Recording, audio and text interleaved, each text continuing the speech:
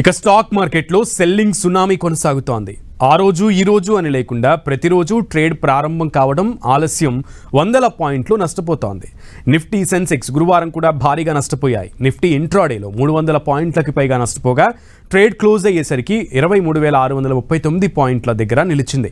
సెన్సెక్స్ 829 పాయింట్లు పతనమై 76,034 పాయింట్ల దగ్గర క్లోజ్ అయింది. ఇన్వెస్టర్ల సంపద దాదాపు 12 లక్షల కోట్ల రూపాయల మేర హరించుకుపోయింది. దీంతో స్టాక్ మార్కెట్ల జోలికి కొత్త ఇన్వెస్టర్లు ఇప్పట్లో పోవద్దని హెచ్చరిస్తుండగా ఆల్రెడీ హోల్డింగ్స్ ఉన్నవాళ్లు అప్రమత్తతతో వ్యవహరించాలని సూచిస్తున్నారు.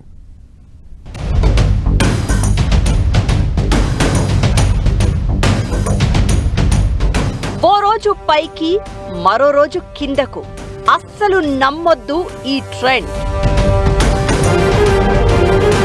స్టాక్ మార్కెట్లలో సయ్యాటతో జనం బెంబేలు. ఈక్విటీ మార్కెట్లపై క్రూడ్ బాంబ్. యుద్ధం ముగిసే వరకు కొత్తగా పెట్టుబడులు వద్దంటోన్న నిపుణులు.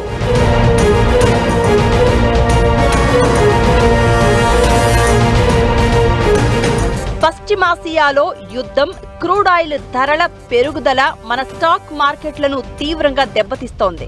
దీంతో నిఫ్టీ, సెన్సెక్స్లు బీభత్సంగా నష్టపోతున్నాయి.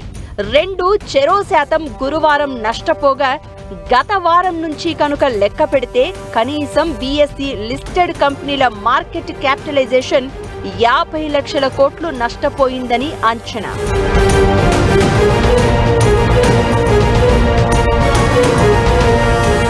ఈసారి పతనాల్లో అన్ని స్టాక్స్ నష్టపోతున్నా గ్యాస్ కొరతతో క్విక్ సర్వీస్ రెస్టారెంట్ కంపెనీల షేర్లు, అలానే ఫుడ్ డెలివరీ ప్లాట్ఫామ్స్ అయిన స్విగ్గీ, జొమాటో షేర్లు కూడా పతనం అవడం గురువారం హైలైట్.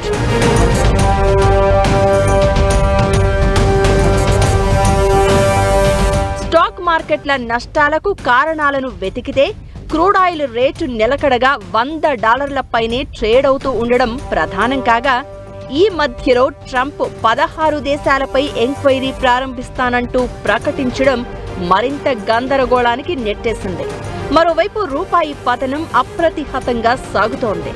డాలర్తో మారకపు విలువ 92.36 వరకు పతనమైంది. ఇక ఫారిన్ పోర్ట్ఫోలియో ఇన్వెస్టర్లు తమ పెట్టుబడులను వెనక్కి తీసుకోవడం ఆపలేదు. ఒక్క మార్చి నెలలో ఇప్పటిదాకా వీరు 39,000 కోట్ల రూపాయల విలువైన స్టాక్స్ విక్రయించారు. మరోవైపు టెక్నికల్ గా కూడా నిఫ్టీ, సెన్సెక్స్ మరింత పతనం అవుతాయని హెచ్చరికలు రావడం గమనించుకోవాలి.